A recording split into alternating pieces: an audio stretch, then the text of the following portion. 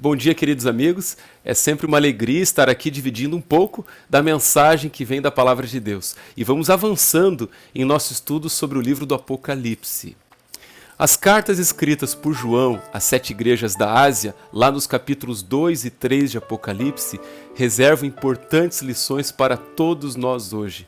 Na verdade, o conteúdo dessas cartas se aplica a 3 realidades diferentes. A primeira é a realidade local, ou seja, essas cartas foram escritas para aconselhar, advertir e encorajar igrejas reais que existiram mesmo na época do apóstolo João e revelam dessa maneira condições literais que essas igrejas viviam naquele momento. A segunda é a realidade geral. Isso significa que o conteúdo de todas as 7 cartas se aplica de uma forma ou outra à experiência do povo de Deus em todas as épocas, de qualquer lugar. Portanto, nós podemos aprender muito estudando, refletindo e tirando lições práticas de cada uma dessas cartas hoje. A terceira realidade é a realidade profética.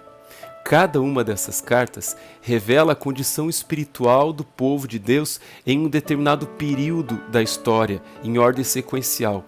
A primeira carta, dessa maneira, endereçada para a igreja de Éfeso, representa o cristianismo em seu primeiro período histórico, que vai do ano 31 ao ano 100 depois de Cristo, aproximadamente.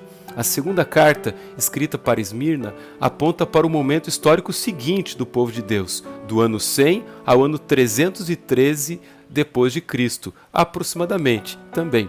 Você entendeu? E assim sucessivamente, até chegarmos à 7ª carta, escrita para Laodiceia, que corresponde à condição do povo de Deus no último período da história, que termina com o retorno de Jesus. Esse é o nosso tempo. A carta à Laodiceia reserva importantes lições para nós hoje, mas amanhã eu vou falar um pouquinho mais sobre ela. Depois dessa explicação mais ampla, eu quero tirar uma lição importante da segunda carta, a carta escrita a Esmirna, registrada entre os versos 8 e 11 do capítulo 2 de Apocalipse. Como eu disse, essa carta reflete a realidade do cristianismo no período entre o ano 100 e 313 depois de Cristo. Esse foi um tempo extremamente difícil para o povo de Deus, marcado por violentas perseguições praticadas por diferentes imperadores romanos. Nessa época, milhares de cristãos foram mortos por confessarem lealdade a Jesus, e os massacres não faziam diferença entre idade, sexo, origem ou classe social. Para a igreja desse tempo sangrento e de martírio, Jesus se apresenta como aquele que esteve morto, mas vive, lá no verso 8. E acrescenta: "Sê fiel até a morte, e dar-te-ei a coroa da vida." É o final do verso 10. E ainda promete: "O vencedor de nenhum modo sofrerá os danos da segunda morte." Verso 11. Ao povo daquela época de extrema provação, Jesus não dirigiu nenhuma repreensão, como fez nas outras cartas.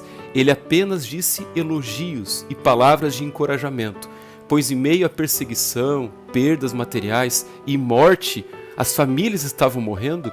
Aquela igreja, nesse contexto, se apegou firmemente à única esperança e fortaleza que tinham, e conforto, o Salvador Jesus. As dificuldades forjaram a fé daqueles cristãos, purificaram os pensamentos e desenvolveram uma fidelidade inabalável no Senhor, que nem mesmo as perdas e a morte tiveram poder de destruir.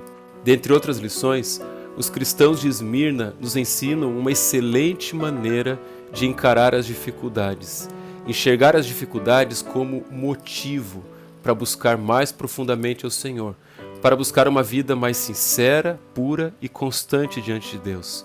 Eles viram as dificuldades como motivo para a completa consagração e dependência de Deus, como motivo para buscar uma vida de aprovação perante o Senhor.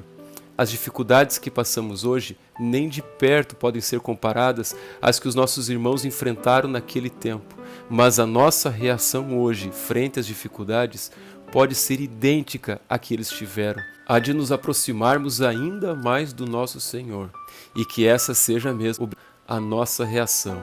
A todos nós hoje, as palavras de Jesus ecoam ao longo dos séculos e reforçam a mesma promessa feita a eles lá no passado: "Sê fiel até a morte." e dar-te-ei a coroa da vida. Deus abençoe a sua vida hoje. Vamos orar? Senhor Deus, obrigado por tua misericórdia.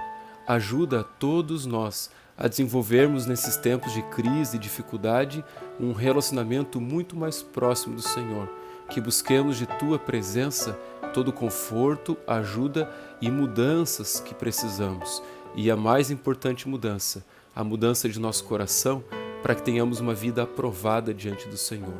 Nos dê um dia abençoado, feliz em tua presença.